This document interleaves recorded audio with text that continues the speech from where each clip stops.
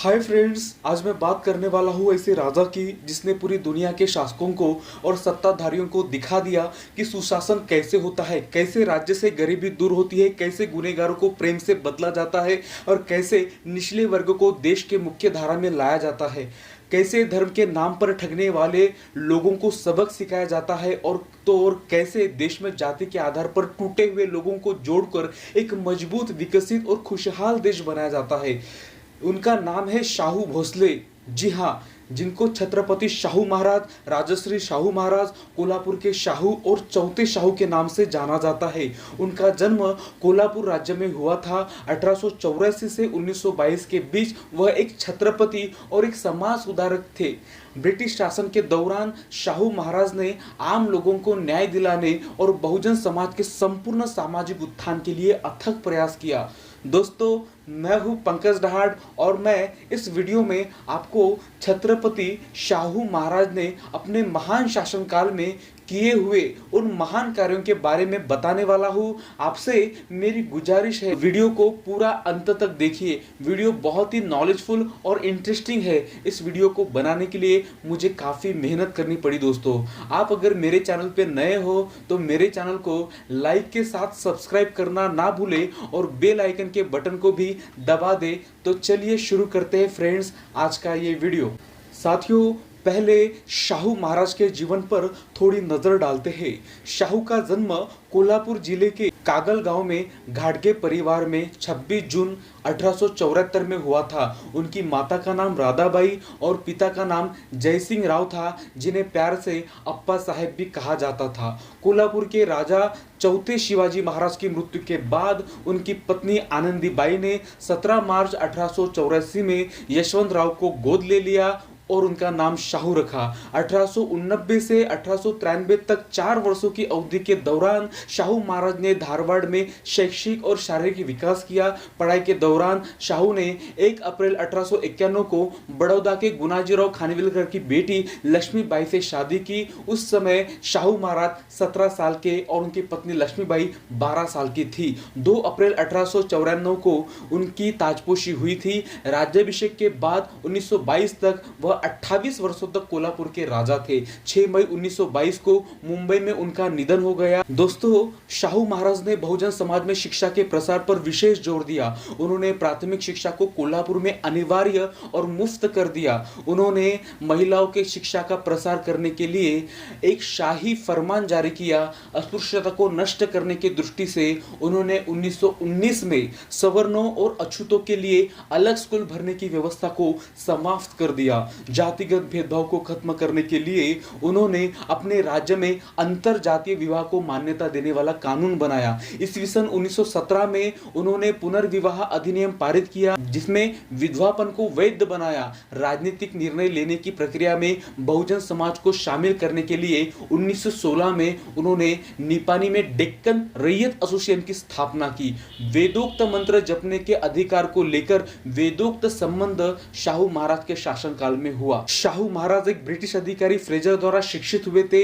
आगे की शिक्षा राजकुमार कॉलेज, राजकोट और धारवाड़ में हुई। अध्ययन और शैक्षिक यात्रा के माध्यम से प्राप्त ज्ञान के कारण शाहू महाराज का व्यक्तित्व विकसित हुआ। 1896 में आए भीषण अकाल और प्लेग की बीमारी से लड़ना उनके शासन में उनके लिए चुनौती का उन्होंने बखूबी सामना किया और उन्होंने उस पर विजय भी पाली। अकाल जैसी परिस्थितियों में भी उन्होंने लोगों को काम, भोजन का वितरण, सस्ते दामों में किराना का सामान, आश्रमों की स्थापना का काम उन्होंने बड़ी काबिले तारीफ किया। ऐसे महान कार्यों के कारण जनता ने यह माना कि ऐसा कोई दूसरा राजा पैदा होना मुश्किल है। दोस्तों, उनके महान कार्यों का सिलसिला यही नहीं थमा। उन्होंने डॉक्टर बाबा साहेब आम्बेडकर को उनके शिक्षा के साथ साथ उनके मूकनायक अखबार को भी सहायता प्रदान की। उन्होंने चित्रकार अबलाम रहमान जैसे कलाकारों को शाही संरक्षण देकर प्रोत्साहित किया। शाहू महाराज को कानपुर के कुर्मी क्षत्रिय समुदाय ने राजश्री की उपाधि दी। स्वतंत्रता के कई साल पहले शाहू महाराज ने समानता, भाईचारा, धर्मनिरपेक्षता ऐसे कई सिद्धांतों को लागू किया।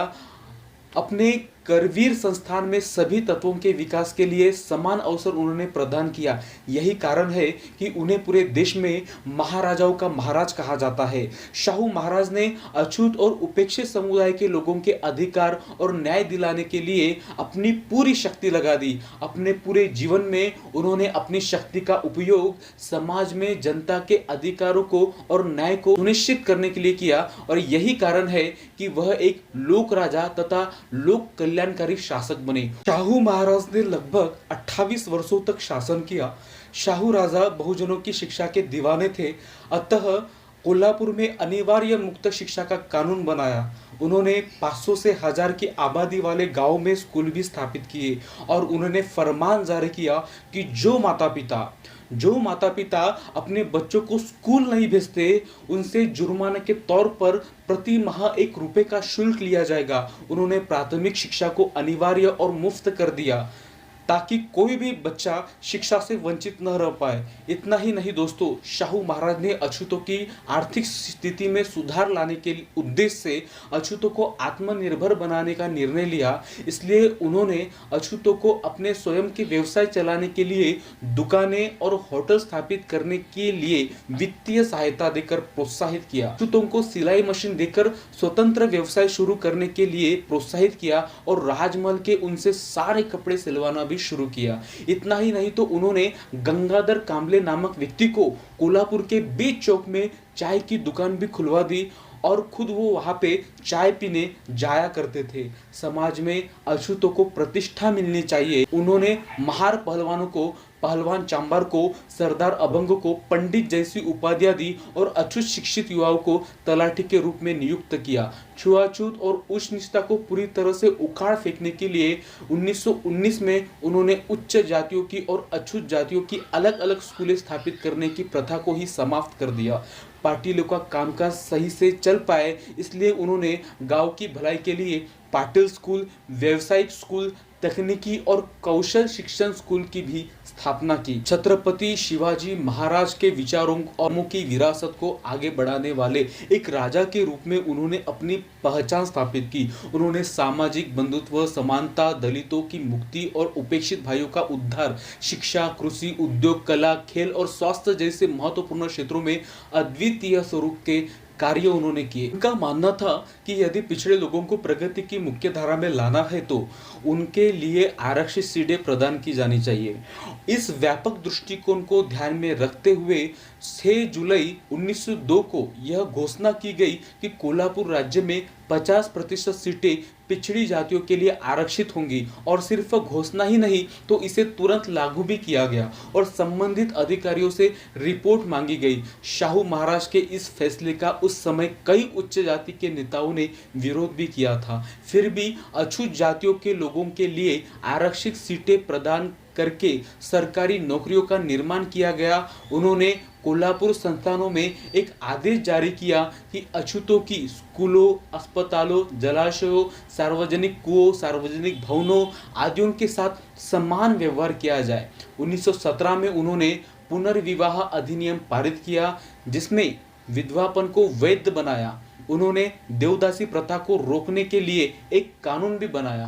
राजनीतिक निर्णय लेने की प्रक्रिया में बहुजन समाज को शामिल करने के लिए उन्होंने 1916 को निपानी में डेक्कन रैयत एसोसिएशन की स्थापना की। उस समय भारत में हिंदू पुजारियों द्वारा धर्म के नाम पर बच्चों को भगवान को अर्पित करने की एक अजीब प्रथा चल रही थी, लेकिन राजाओं ने अपने राज्य में जोगता मुरली निवारण अधिनियम लागू करके इस प्रथा को ही बंद कर दिया। उन्होंने अपने राज्य में जातिगत भेदभाव को मिटाने के लिए अंतर जातीय और अंतर धार्मिक विवाह को कानूनी मान्यता दी। उन्होंने कानून पारित किया और इसे लागू करते हुए उन्होंने अपने चचेरी बहन के विवाह की व्यवस्था धनगर समाज के यशवंतराव होलकर से की। यही नहीं, राज्य में लगभग 100 मराठा धनगर शादियां की। उस समय जाति व्यवस्था के शिकार कई जनजातियां चोरी और डकैती जैसे गलत तरीकों का सहारा ले रही थी। सनातनी जाति व्यवस्था ने उनकी उपेक्षा की और उन्हें शिक्षा, शक्ति, धन के अधिकार से वंचित कर दिया। इसलिए उनका जीवन निराशाजनक हो गया। परिणाम स्वरूप उन्होंने चोरी और डकैती का सहारा लिया। इसलिए ब्रिटिश सरकार ने इस जनजाति पर अपराध की मुहर लगा दी।